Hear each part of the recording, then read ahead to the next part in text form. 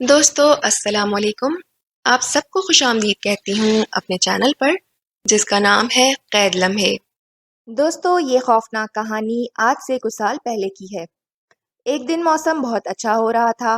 عروج اپنی چھوٹی بہن کے ساتھ چھت پہ موسم انجوائے کرنے گئی تھی۔ آس پاس کی چھتوں پر کوئی بھی نہیں تھا۔ ان کی چھت ان کے پڑوس کی چھت سے بالکل ملی ہوئی تھی جس کے درمیان ایک چھوٹی سی دیوار تھی۔ یہ ایک ادھوری تعمیر شدہ عمارت تھی جس کا کام بیچ میں روک دیا گیا تھا۔ کچھ عرصہ پہلے تک یہ ایک خالی پلاٹ تھا جو کہ نہ جانے کتنا پرانا رہا ہوگا۔ یہاں محلے کے تمام لوگ کچرا پھینکا کرتے تھے۔ یہاں اتنا کچرا پڑا ہوتا تھا کہ زمین نظر نہیں آتی تھی، جبکہ محلے بھر کے لوگ اس جگہ کے بارے میں طرح طرح کی باتیں کرتے تھے کہ یہاں پر اثرات ہیں۔ بہرحال عروج اپنی بہن کے ساتھ چھت پر ہی تھی کہ اس کی نظر اسی چھوٹی دیوار پہ پڑی جہاں زمین پہ جگہ جگہ بہت ساری کھجوریں ترتیب سے رکھی گئی تھیں جو کہ آدھی آدھی کھائی ہوئی تھیں۔ ان دونوں بہنوں نے حیرت سے ان ادھکھائی کھجوروں کو دیکھا اور سوچا کہ ایسا کس نے کیا ہوگا۔ گھر سے تو یہ کام کوئی نہیں کر سکتا تھا، جبکہ برابر کی چھت سے کوئی نہیں آ سکتا تھا۔ بہرحال عروج نے بڑی نفرت کے ساتھ وہ کھجوریں اٹھا کر برابر والے اسی خالی عمارت کی چھت پر پھینک دیں۔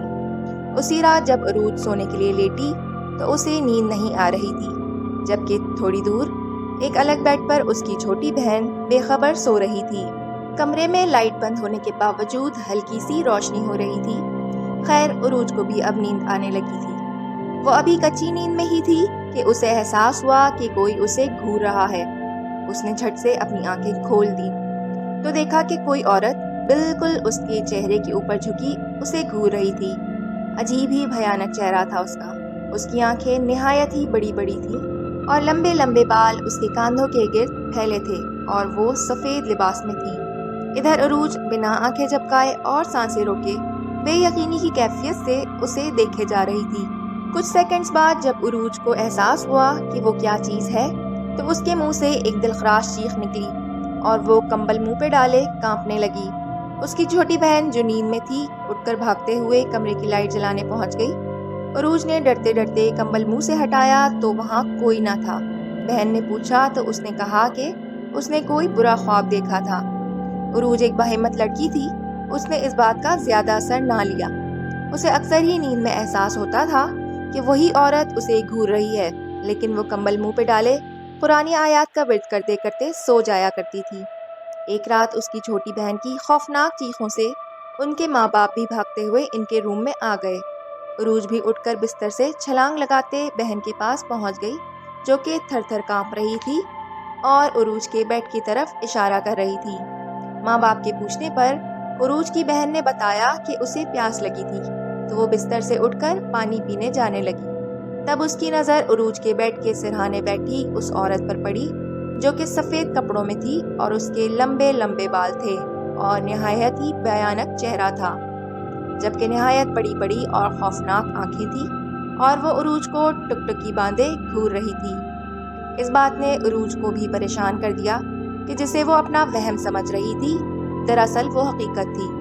بہرحال جیسے تیسے کر کے ان لوگوں نے وہ رات گزاری اور صبح اپنے گھر پہ قرآن خوانی کا اہتمام کیا اور عروج کے امی ابو نے پورے گھر کی در و دیوار پر دم کیے ہوئے پانی کا چھڑکاؤ کیا اور عروج اور اس کی بہن کو چھت پر جانے سے منع کر دیا۔